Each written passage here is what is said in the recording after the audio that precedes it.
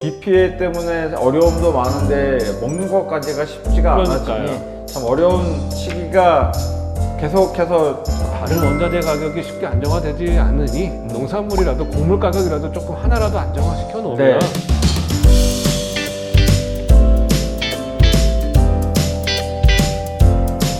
자, 안녕하세요. 안녕하세요.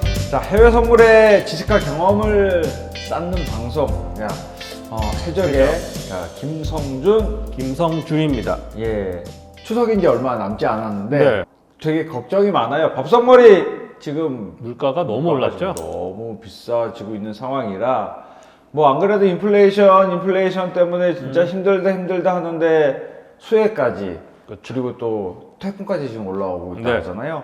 참 걱정이 많은 현재 시즌을 보내고 있습니다. 한 해가 정말 쉽지가 않네요.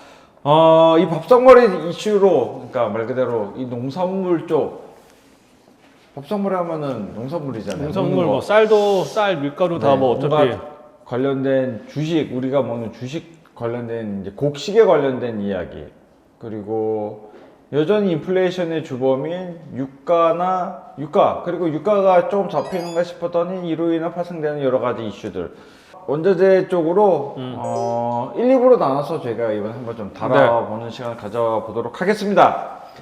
일단은 이번 시간에는 자, 처음에 제가 말을 띄웠듯이 우리 먹는 거, 먹거리. 먹고 사는 이야기로 좀 해볼게요. 곡물 이야기를 좀 해보시죠. 지금 러시아가 우크라이나 침공을 함으로써 세계의 뭐 최대 곡창국인 우크라이나와 러시아가 이제 맞붙었단 말이죠. 네. 일단 우크라이나에서는 밀, 그리고 뭐 옥수수, 해바라기, 씨유 등 이제 각종 곡물들이 그냥 세계 다 최대 있죠. 수출국 중 하나잖아요. 네. 근데 이 나라에서 수출이 현재 쉽지가 않은 상황이고, 뭐 지난달 말에 이제 튀르키예, 그리고 유엔, 그리고 러시아와 이제 우크라이나가 일단 협상에는 서로 이제 이야기가 맞아서 그쵸? 수출은 됐는데, 참 쉽지가 않은 상황이에요. 여전히 뭐 일단은 수출은 한다 하지만은 여전히 선적이 되어 있는 워낙 많은 곡물들이 한국에 쌓여 있는 상황이고, 이것들 수출이 제대로 원활히 된지도 솔직히 않는 상황이고. 그렇죠? 그럼 우리 차장님 8월 달부터 한번 내용을 해가지고 어느 정도 그 러시아와 우크라이나 쪽의 수출, 곡물 수출부터 한번 이야기를 좀 말씀해 보는 시간을 해보시죠. 네. 일단 러시아하고 우크라이나 전쟁이 2월 말에 있었잖아요. 2월 그렇죠. 23일인가 4일 날 벌써 반년이 넘었어요. 있는데 6개월 지난 상태에서 처음에 말씀해 주신 것처럼 이제 최대 곡물 곡창지인 우크라이나에서 네. 수출을 못하면서 거의 뭐 인플레이션이 많이 올라갔죠. 네. 그때 이제 했던 게 이제 원유 가격 상승, 원자재 상승을 뿐만이 아니라 이제 농산물도 곡물도 거의 뭐 몇 년 내 최고치까지 이제 치솟았으니 그렇죠. 두 가지의 가격 상승 영향으로 인해서 인플레이션이 계속 고공행진하고 있다라고 말도 과언이 아닐 것 같은데 특히 밀은 100%가 100%죠. 네네. 100% 올랐죠. 네. 그러면서 이제 드디어 8월 달부터 이제 조금씩 우크라이나에서 옥수수를 시작으로 이제 수출을 재개는 했어요. 네. 그 아까 처음 말씀해 주신 것처럼 수출 재개 합의가 이루어지면서 이게 120일이래요. 또 이게 뭐 평생도 아니고 네. 120일 동안 하는데 뭐 전망은 120일 있다가도 계속 뭐 연장이 될 거다라고 이제 뭐 예상은 하지만 또 러시아가 감흥을 못 하잖아요. 네. 걔네 속마음을 솔직히 실제로 그 합의를 처음에 했다 하고 나서 그 다음날 또 바로 또 폭격이 이루어졌었잖아요. 5대 상황에. 네. 그러니까 이제 언제 또 흑해 해안 이제 연안이 폐쇄될지도 모르는 네, 거고 맞아요. 거기에 대한 불안감이 계속 조금 이어지고 있는데 요즘 보면 곡물 가격이 예전보다는 좀 안정화됐다라고 다들 인식은 갖고 계실 많이 거예요. 안정화가 됐어요. 일단 확실히. 왜냐하면 전쟁 2월달 2022년 2월달 수준까지는 오른 게 다 떨어졌거든요. 네, 맞아요. 그러면서 이제 조금의 이제 우크라이나에서 수출도 재개를 하고 점점 이제 공급이 조금 늘어난다라는 이제 심리가 커지면서 조금씩은 이제 가격이 좀 안정화되는 모습을 보이고 있는데 저는 안정화됐다고 봐야 될지도 모르겠어요. 지금 솔직히. 지금 뭐 이게 기다 아니다라고 표현하기 조금 좀 애매한 애매한 시장이 상황이니까. 원자재 시장이니까 대표적으로 일단은 뭐 곡물 시장이 그렇겠죠. 일단은 계속 우크라이나 쪽에 공급 이슈는 여전히 있는 상황인데 또 브라질이나 이쪽 남미에서는 또 굉장히 나쁘지가 않더라고요. 생각보다 뭐 작황이 잘 안 돼, 수확이 잘 안 될 거다 했는데 또 예상외로 또 질 좋은 곡물들이 많이 네, 수확되고 네. 있고 그러면서 이제 뭐 이번 협정으로 인해서 수출은 재개됐지만 기존의 수출량의 뭐 10% 많으면 20%밖에 안 될 거다. 라는 이제 뭐 전망이 있기 때문에 왜냐면 네. 배가 10척이 나가야 되는데 10척이 다 못 나가잖아요. 그렇죠. 지금 네. 한두 척 나갈 수밖에 없는 네, 상황이니까 사람도 없고 네. 인건비도 비싸고 네. 하다 보니까 거기에 대한 공급이 아무리 확대가 됐다고 하더라도 과거 그 이전만큼은 이제 공급량이 다시 올라오기는 힘들지 않을까. 그렇다면은 수요 부분을 생각을 안 할 수가 없는데 수요 부분도 그러면 많이 줄었다는 얘기가 된 게 맞지 않나요? 왜냐면 저희도 그렇고 지금 인플레이션 높잖아요. 네, 네. 아무래도 아예 안 먹을 수는 없지만 네. 10번 외식할 거 9번 외식하고 저희도 소비가 좀 줄잖아요. 네, 어쩔 수 맞습니다. 없이. 네. 그러면서 뭐 3인분 먹고 2인분만 먹을 거고 그러다 보니까 수요도 약간은 좀 줄어드는 감이 없지는 않은 것 같아요. 지금. 맞습니다. 네. 그러면은 지금 현재 러시아나 우크라이나가 지금 이전에 그 곡물 수출량에 대비해서는 현재 어떤 상황인지 그거에 대해서도 좀 간략하게 좀 일단 설명 좀 해주세요. 전쟁 이후에 우크라이나에 쌓여져 있는 재고만 2천만 톤이 넘는데요. 전체 수출량이 뭐 2천만 톤이라 하면은 지금 얼마나 지금 수출이 됐다는 거죠? 과거에 거의 뭐 2천만 톤이면 지금까지 쌓여져 있는 게 대부분 뭐 생산량이 8천에서 6천만 톤 정도, 8천? 좀 톤이 되거든요. 21년도에 8천 톤 정도를 그 수확을 했으니까 네. 거기에 뭐 반 이상을 수출한다고 치면 4, 5천 톤을 수출을 해야 되는 건데 거기에 이제 반 정도가 계속 재고로 계속 쌓아남아져 있는 거죠. 아, 그렇네요. 제가 알기로는 또 우크라이나가 수출을 하더라도 또 그 빈민국으로도 수출을 또 굉장히 많이 하더라고요. 유엔을 통해서. 그렇게도 하고 유럽 뭐 전 세계적으로 수출을 많이 하고 있으니까. 네. 그러면서 이제 그렇게 해서 계속 이제 추가로 수확은 해야 되는데 놓을 데가 없는 거죠, 이제 또. 또 폭격을 맞으면은 그 항구에 산적을 해놨다가 폭격 맞아서 불타서 소멸되는 곡물도 상당량이 된다 하더라고요. 그러니까 정말 그게. 버려지는 곡물들이 정말 많은 거죠. 그리고 추가로 지금 밀을 이제 또 세계 최대 수출국 중에 하나 인도에서도 지금 수출 금지 단행을 해놓은 상태잖아요. 여기에서는 그러면 어느 정도 공급량이 그럼 계속 딸리지 않을까요? 그러면? 그렇죠. 이제 밀 같은 경우는 세계 2위 생산국 및 수출국인 이제 인도에서 네. 밀뿐만 이제 소매뿐만이 아니라 이제 밀가루까지도 수출을 제한을 함으로써 네. 어떻게 보면 빵 먹기가 힘들어진 거죠, 이제. 근데 유럽 사람들의 대부분의 주식이 이제 빵이니까. 네, 빵이니까. 거기 이제 조금 보면 조금 연장선으로 보면 뭐 계속 뉴스에 많이 나오다시피 뭐 천연가스 얘기도 많이 나오고 네. 러시아 계속 밸브 잠그고 있고 네. 엊그저께 또 잠궜더라고요, 지금. 아, 그런가요? 네. 그러면서 이제 유럽이 이제 점점 겨울도 다가오는데 네. 추운 겨울을 이제 좀 더 춥게 지내지 않을까. 요 관련된 이야기는 저희가 이번에 이어질 원자재 이슈 두 번째 시간에 한번 조금 더 자세하게 자세하게 다뤄보는 걸로 하면 될 것 같고요. 지금 그러면은 지금 곡물 가격이 어느 정도 그러면은 지금 많이 피크 이후엔 조금 그래도 하향세가 됐단 말이죠. 뭐 여러 가지 뭐 우크라이나 이외에 이제 주요 생산국 미국이나 이제 그 남미에서도 이제 수출이나 이런 이제 파종이나 이런 것들이 잘 이루어지면서 근데 그쵸. 여전히 우리나라에 있는 식탁 물가는 여전히 비싸단 말이죠. 그러니까 이게 신기한 게 네. 글로벌적으로는 이제 뭐 미국이나 이제 남미 같은 데서 품종 좋은 옥수수가 되게 수확이 되고 있고 네. 대두 뭐 다 모든 게 이제 수확이 생각보다는 잘 되고 있다. 네. 라고 이제 계속 결과가 발표되면서 피크를 5월달, 6월달 피크 찍었던 모든 농산물들이 다 하락하고 있다. 거의 전쟁 시작되는 쯤 가격까지 거의 모든 게 다 안정화가 됐더라고요. 그러니까 이제 전 세계적으로 보면 뭐 공급과 수요만 맞아준다고 하면 되게 안정적인 가격, 과거와 같은 음식물 먹거리를 가질 수 있는 가격까지 왔다. 네. 라고 생각이 드는데 한국이 희한하게 한국 물가만 지금 오르고 있는 것 같아요. 네. 이게 농산물 물가. 왜냐하면 제 생각에는 뭐 모든 원자재 가격이 하락했지만 네.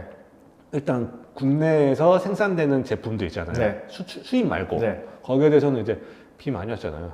그렇죠. 생각보다 더웠고 우리나라만 특히 이제 올 여름에 그런 것들이 심했으니까. 덥고 네. 생각보다 비가 많이 온 거에 따라서 이제 작황이 좀 부진했다. 네. 거기에 따라서 국내 내부에서 이제 수확하는 농산물이 줄어들고 조금 질이 안 좋아지고 하니 어쩔 수 없이 가격이 오르는 이유가 하나 있을 거고, 또 저희가 또 수입도 많이 하잖아요. 그렇죠. 저희도 뭐 쌀도 많이 재배하고 많이 하지만 네. 생각으로 쌀도 수입 많이 하고 네. 밀, 옥수수 수입 많이 하는데 네. 수입품으로 눈을 이제 약간 돌리다 보면 원자재 가격이 많이 하락했지만 이제 운임비가 많이 인상이 된 것 같아요. 아, 그렇죠. 일단은 이 달러가 뭐 일단은 우리나라 원달러만 하더라도 1,350원이 일단 넘었으니까 그러니까 재반 13년, 비용이 14년에 최고치까지 찍은 그러니까요. 상황이니 뭐 1,200원대 해서 수입하는 거랑 1,300원대 수입하는 거는 그저 100원이 차이 나잖아요. 엄청나게 큰 차이죠. 뭐 그럼 환율 상승, 뭐 운권비 보니까 뭐 선적병도 많이 올랐다고 하고 비용 자체가 워낙 많이 올랐으니까 말 그대로 인건비, 운행비 그리고 말 그대로 살려는 그 공부에 대한 가치 자체도 가치까지 다 올라 버렸으니까 네. 여러 가지가 작용하다 보니까 생각으로 한국이 농산물을 수입을 많이 하는 국가로서 이제 뭐 국내 시장은 이제 지금까지도 힘들었지만 4분기는 조금 더 곡물, 농산물은 조금 아직 내부 상승은 조금 더 가지 않을까. 아무래도 쉽지가 않을 거다. 이번 추석은 참 어려운 추석이 될 것 같네요. 보니까 뭐 뉴스 보니까 뭐 추석 그 뭐 차례 물품 네. 사는데도 조금 뭐 올랐다고는 많이 하더라고요 지금. 많이 올랐어요 실제로. 재래시장에서 사더라도 얼마 어디서 전에 사더라도 저도 지인들하고 이제 삼겹살 한번 먹으러 갔다가 셋이서 먹는데도 뭐 돈이 뭐 10만 원이면 10몇만 원, 그러니까요. 20만 원 가까이 돈이 나오더라고요. 그 먹는 것만 뭐 술, 뭐 반주를 곁들였다 하더라도 뭐 아무튼 가격이 이전보다는 2배 가까이 많이 올라간 많이 외식하기가 쉽지가 않은 상황이 됐더라고요. 그러니까 이게 원자재 가격 뭐 정말 농산물 가격만 국제적으로 빠진다고 해서 국내 물가까지 같이 연동한다고는 이제 생각하기는 조금 무리인 것 같아요 지금은. 이 수요 공급에서 공급량이 많아져서 많이 빠졌다기보다는 실제 국제 가격이 달러화가 또 크게 오르면서 강세가 오르면서 이거에 대해서 이제 가치가 이제 조금 하락이 됐다. 그쵸. 달러가 워낙 세다 보니까 달러와 이제 연동이 또 되는 상품이다 보니 그런 것도 이슈가 분명히 작용했을 것이고 대신에 이제 우리나라 같은 경우는 뭐 글로벌리 또 수요 자체도 또 공급량이 줄었던 거와 함께 수요 자체도 워낙 비싸니까 비싸니까 좀 덜 먹게 되고 그러니까 같이 일단은 하락을 한 요인이 이게 좋아서 이게 좋다 해서 하락된 게 아니라 안 좋은 상황에서 거기서 조금 버텨내보자 하는 방향에서 가격이 떨어졌다 안정화가 되고 있는 상황이다 라고 일단 생각을 해야 될 것 같네요. 또 거기다가 이제 또 농산물이 아시다시피 먹는 것도 많이 사용되지만 옥수수의 거의 7, 80%가 또 비료로 사용되잖아요. 그쵸, 사료죠. 네. 그렇게 되니까 또 그렇게 되면 농산물은 싸졌지만 이제 사람들이 계속 이제 뭐를 키우고 하려 때 이제 또 비료 가격이 또 올라 버리니 네, 그렇죠. 또 저희가 실제적으로 오는 완제품의 먹거리도 당연히 같이 연동해서 이제 상승할 수밖에 없는 거죠. 그렇죠. 이게 한 가지만 어떤 원자재 하나 뜨면은 그게 파생되는 원자재 그런 상품들이 이제 가공품들이 같이 그렇죠. 뭐 점프를 하니까 그때 이제 뭐 한 번 뜰 거 이제 거쳐가면서 두 번, 세 번 해서 그때는 이제 2배, 3배까지 2배, 3배, 4배 이제 기하급수적으로 늘어나는 거죠 지금. 자, 참 지금 비 피해 때문에 어려움도 많은데 먹는 것까지가 쉽지가 않아지니 참 어려운 시기가 계속해서 도래하고 있네요. 뭐 이미 도래했죠. 그쵸? 와서 이제 이 시장이 좀 빨리 안정화가 되고 실제로 이제 먹거리에 대한 이슈는 러시아와 우크라이나가 조금 해결을 좀 잘 했으면 좋겠다라는 생각이 듭니다. 더 이상 이제 러시아 쪽에서 이제 우크라이나에 이제 곡물 수출하는 거에 대해서는 서로 합의가 잘 이루어지면서 앞으로도 뭐 잘 된다는 저희는 기대감을 가지고 일단은 뭐 곡물 가격이 안정화되는데 그 방법이 솔직히 최우선이니 그쵸. 생각을 할 수밖에 없을 것 같네요. 다른 원자재 가격이 쉽게 안정화되지 않으니 농산물이라도 곡물 가격이라도 조금 하나라도 안정화시켜 놓으면 네. 전 세계적인 지금 고생하고 있는 인플레이션이 뭐 과거처럼 가진 않겠지만 네. 조금이라도 둔화되는 모습을 보이면 저희도 조금 더 좋은 삶을 살 수 있지 않을까. 네.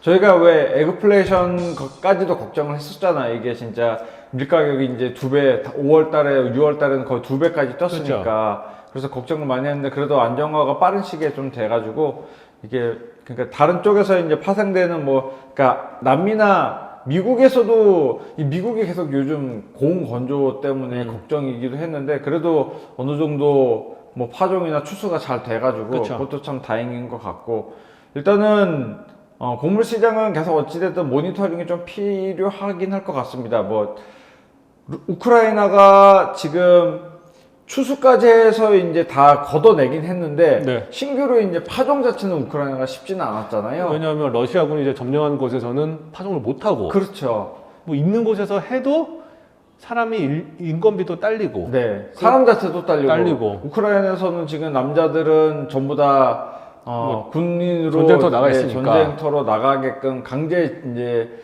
로 나가게 돼 있는 상황이다 보니 강제 징집이 되고 있는 상황이 일할 일손이 실제로 많이 부족하다 그렇죠. 하더라고요. 그래서 뭐 그 겨울밀들이 이제 파종을 하는 9월달 이후 9월, 10월, 11월 이때는 또 가격이 어떻게 변동성이 있을지 좀 지켜볼 필요가 있을 것 네. 같습니다. 뭐 지금 보시는 분들은 농산물 이외 해산물 거래에서 지금 주요 CME 곡물들 이제 옥수수, 대두, 밀을 이제 봤을 때 이제 가격들이 한참 오르다가 달러화가 또 이제 급등하면서 이제 많이 꺾이는 상대적으로 같이 꺾이고. 차트에서 비교해서 보시면 보실 수가 있을 거야. 근데 딱 요때 맞물려서 또 이제 어느 정도 시장에 대한 뭐 안정화가 공급이 그렇죠. 조금 이제 이루어지면서 이런 것들을 보면서 매매를 하시는데 농산물을 매매하실 때는 좀 어떤 부분을 좀 많이 봐야 될까요? 뭐 일단 뭐 이런 수급 이해. 수급은 당연히 뭐 봐야 네, 되는 네. 거고 계속 제가 말씀드린 것처럼 달러와 가치 왜냐하면 모든 원자재들이 다 달러와 상품이 있기 네, 때문에 맞아요. 달러와 가치가 오르냐 내냐에 따라서 가격도 많이 움직일 거고 이게 농산물이 또 어려운 게 날씨에 따른 그렇죠. 작황 네. 뭐 여러 가지 수확부터 시작해서 파종부터 시작해서 수확까지 해가지고 모든 게 다 날씨와도 연관되니 얼만큼 파종을 시켰냐, 얼만큼 수확이 됐냐, 그 질은 또 얼만큼 좋냐, 나쁘냐부터 시작해서 여러 가지가 너무 힘들다 보니까 네. 자료를 볼 때는 그 제일 좋은 거는 그 미국 농무부 자료 같아요. 그렇죠. USDA 자료가 2주에 한 번씩은 발간이 네. 되니까 실제로 투자하시는 분들은 그 이제 서치하는 네이버에서 뭐 미국 농무부 미국 농무부 치면은 실제로 사이트 연동을 시켜서 이제 네. 들어갈 수가 있어요. 거기서 자료를 이제 찾아보시는 것도 한 가지 방법이고, 뭐 이제 주요 이제 뭐 증권사에서 제공하는 리포트도 한 번씩 보시면- 커머디티 자료를 찾아보시는 것도 한 가지 거래하시는데 주요한 네. 팁이라고 말씀을 드릴 수가 있을 것 같아요. 하지만 농산물 거래는 이 농산물은 재고가 쌓이는 거에 대해서 굉장히 어렵습니다. 자, 썩습니다. 농산물은 썩는 상품이기 때문에 재고가 오래 가지 않아요. 원유처럼 뭐 비축유로 잔뜩 모아놨다가 갖고 이제 있을 필요할 필요 때 없죠. 이제 풀 수가 가격 급등을 파는 게 쉽지가 않기 때문에 오래 가지가 않기 때문에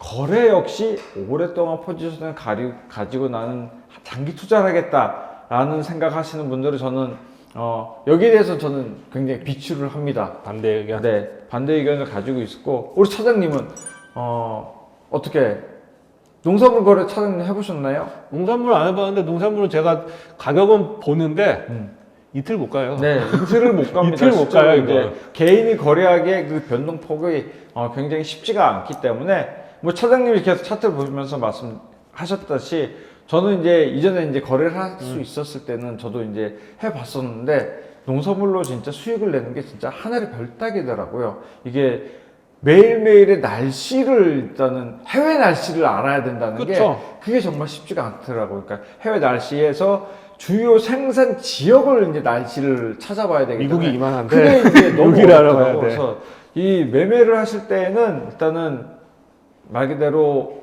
짧게 맞아요. 예, 길게 보시면 단타 형식의 매매로 하시는 게 올바른 매매 형식이라고 뭐 요는 감히 말씀을 드립니다. 뭐 그렇게 말씀을 드릴 수가 있고 요즘처럼 실제로 커머디티 상품을 매매하는 뭐 지금 뭐 워낙 모든 상품을 뭘 매매하든 솔직히 어려운 시장인데 현재 뭐 선물 옵션 거래를 하실 때에는 더 짧게 기간을 가지고 매매를 하시는 게 하루 거래를 했다 하루 안에 포지션 정리를 하는 게 저는 옳은 매매하는 방식이라고 저는 생각이 듭니다. 생각보다 변동성이 커요. 이게 생각보다. 하락되는 추세라고 하지만은 그 변동폭이 또 생각보다 크기 크기 때문에 투자하시는 분들은 이거에 굉장히 유의를 하시면서 매매를 하셨으면 좋겠습니다. 네. 자, 오늘 그 우리 김성주 사장님이 농산물 이제 원자재의 이슈 상품 중에 첫 번째 농산물 첫 번째 시간을 가졌습니다. 일단은 모니터링이 필요한 부분이 일단은 그 밀에 대한 상품에 대한 이슈를 조금 말씀드렸고 기타 이제 현재 상황에 대한 이제 3대 곡물 옥수수와 대두에 대한 이슈도 말씀을 짧게 드렸습니다. 저희가 연말에도 또 이걸 다뤄보긴 해야 될 것 같아요. 이제 어떻게 될지 그렇죠. 이제 우크라이나의 파존 결과에 따라서도 가격 변동이 또 있을 수가 있고 지금 진행 중인 미국의 이제 계속 건조한 이제 이것 때문에 콘벨트 지역이 지금 굉장히 안 좋다 하니 콘벨트 지역의 추수 결과에도 저희가 조금 한번 모니터링이 필요할 것 같아요. 4분기 정도에 한번 필요할 것 같네요. 4분기에 한번 이런 내용을 한번 다뤄보는 시간을 가져보도록 하겠습니다. 어쨌든 그때는 우리 밥상머리 가격이 조금 안정화가 됐으면 좋겠다는 바람을 가지면서 이 시간을 마무리하도록 하겠습니다. 그럼 김성주 사장님, 우리 다음 시간에는 먼저 두 번째 시간, 잠깐 에너지 부분 한번 더 다뤄보도록 하는 시간으로 예약을 하고 오늘 시간 마치도록 하겠습니다. 감사합니다.